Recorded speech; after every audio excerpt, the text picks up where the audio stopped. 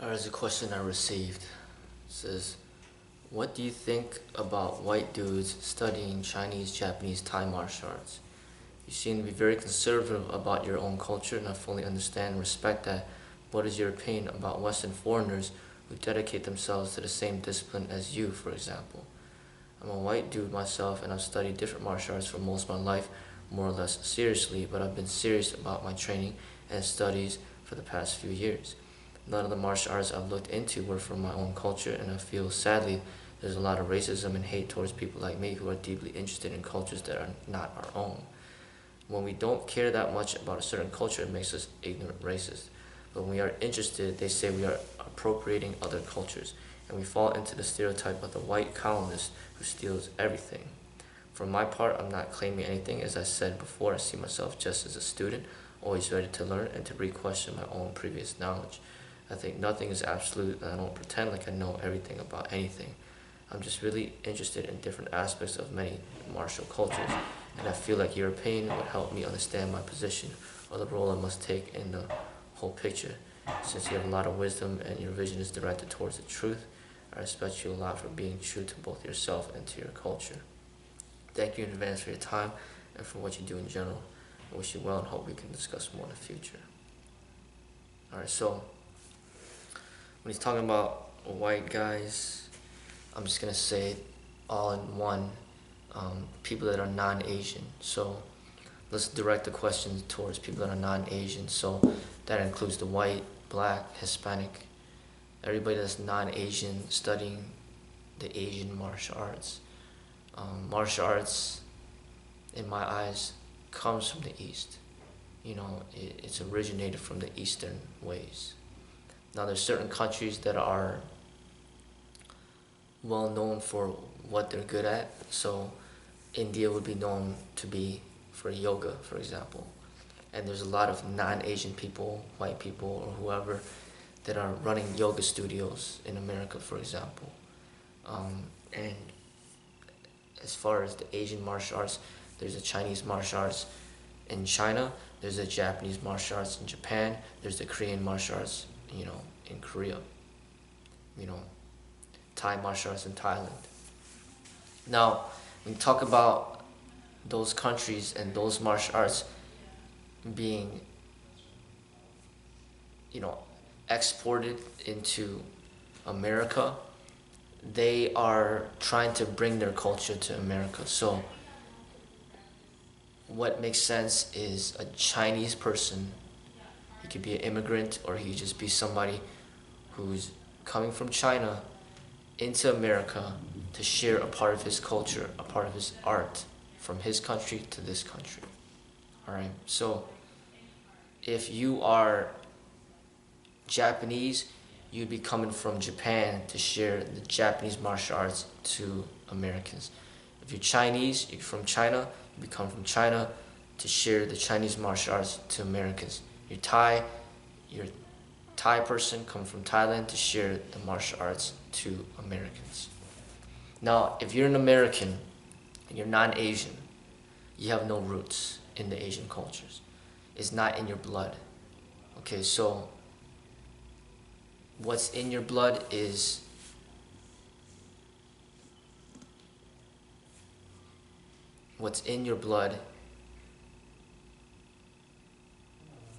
just your own ways, your American ways. Now, you can learn knowledge from other people, but that doesn't mean that it's in your blood. So you could read a lot of books from China, but it doesn't make you Chinese. A white person could read a lot of books on African culture, but it doesn't make him black. Black person could, know a lot about American history and read up all on it, but doesn't make him white. Okay? So there's something that's in our blood, and there's something that we learn from other people, other cultures. We all learn from other cultures. Chinese people learn from white people, Chinese people learn from black people, Japanese people learn from Koreans. You learn from everybody, but there's his blood. His blood is still coming from the Chinese, from that country, from China. Now, if you're a white person, you have where you originated from, it might be from Europe, but that's not from China. Okay, so the thing is, it's just recognizing that we all have appreciation for different cultures and different people, different ways. But the problem with it is there's nothing that is you're bound by from birth, because you're born like into a certain culture. Like if I'm born in America, there's nothing I could change about that. That's where I was born. When my parents are from China and they created me, that I can't change that. I can't just be like, okay, I'm black now because I hang out with a bunch of black people and I read a bunch of black history. I'm black now. No, it's like, that's not my blood. And that's the problem. When something is not your blood, then how are you supposed to indicate that you have loyalty towards a certain way?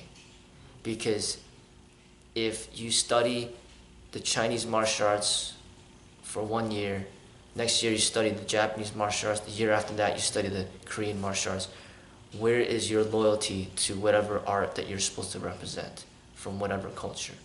There really is no loyalty that's bound by blood, and that's what becomes the issue right there. Now, if you're a student and you're just a student, then that's completely fine. These different cultures, these different martial art masters coming from these countries, they need you to support and promote their art in order for it to become successful. So when you got a Chinese martial arts master coming from China and he's living in America and he's teaching a bunch of white people, black people, Hispanic people, that's completely fine that these students are learning from him. They are promoting and marketing his art coming from China. But it doesn't make it their art. They are promoting this Chinese master's art in America. And to be a student is fine. Anybody could practice anything, but to be a teacher of that art, you would need permission from the master that came from China that is teaching that art. You would need his permission. But if he's teaching and he's the head person and you got all these students and assistant instructors, the students always need to go back to the head person if possible, the headmaster, to learn the pure art if they can. If they cannot go back to the headmaster, they might learn from the assistant instructors, which are the students who are non-Chinese. But eventually it would have to lead back to the headmaster, which is the Chinese person representing the Chinese martial arts. Now, if you eliminate the Chinese master from the picture, and he's not representing, like he's just not even existing anymore, he's not there anymore, then there becomes the issues. You got a bunch of non-Chinese people, white, black, Hispanic, or whoever, that's trying to represent the Chinese martial arts, and they're not really going to be representing it the right way because there's nobody overlooking them to ensure that there's quality control over this art, this Chinese martial art. You know, and it doesn't have to be even a non-Chinese person. It could be a Japanese person misrepresenting the Chinese martial arts, a Korean person misrepresenting the Chinese martial arts. It could be anybody that's non-Chinese that's misrepresenting the Chinese martial arts. You know, that becomes the issue. You know, you could have the interest, you could love watching Chinese martial arts movies, you could love watching whatever movies, and you could want to practice what you see, but it doesn't make you a master of that art. If it's not in your culture, you know, in your blood, then it would be more appropriate to say that you practice martial arts and that you have a liking towards the Chinese martial arts, but you are a practicing martial artist, you know. And if you decide to teach, then I would not say it's appropriate to say that you're teaching the Chinese martial arts. That's like a white person that's saying that he's Chinese. Like, you might love the Chinese culture, but it doesn't make you Chinese. You're still white. Or a black person that says he's white. You're not, it's not in your blood. So don't say that you're white, you're black. You might have a lot of white friends. You might know all about American history. You might speak English very well, but you're not white, you're still black. But if your mom is black and your dad is white, then you could say that you're both. You know, if you're half Chinese and you're half white, then you could say that you're representing the Chinese martial arts because half of your blood is coming from China, and you're representing that.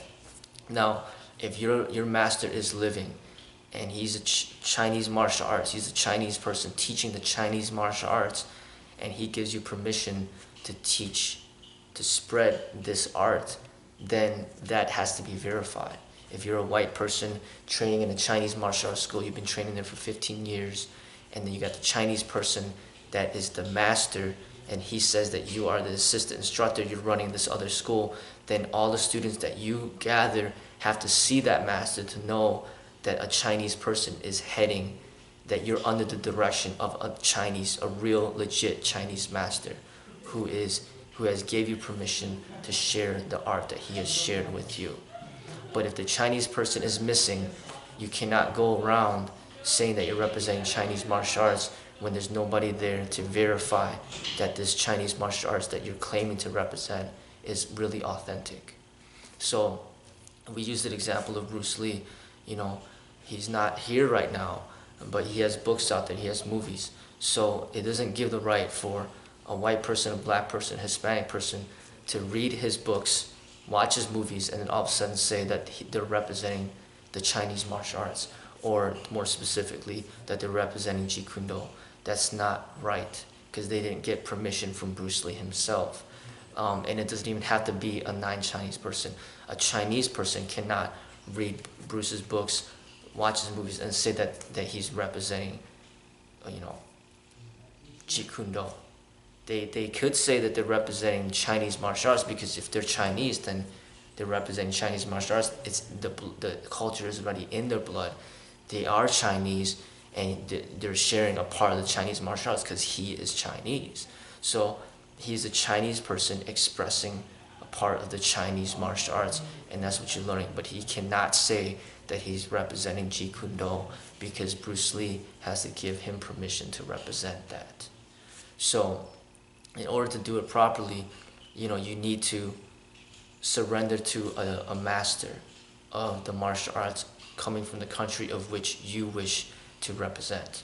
So if it's a Japanese person and he's representing karate, then you need that sensei's permission in order to represent the karate, and he needs to be living so that he can monitor your expression of the martial arts to see if it's going in accordance to the Japanese martial art values. He needs to be able to see your expression, and you guys need to be together, working together to promote the Japanese martial arts. But if this Japanese master sees you misrepresenting the Japanese martial arts by whatever shenanigans you choose to express in the martial arts, then he could pretty much disown you and say, you are no longer representing the Japanese martial arts.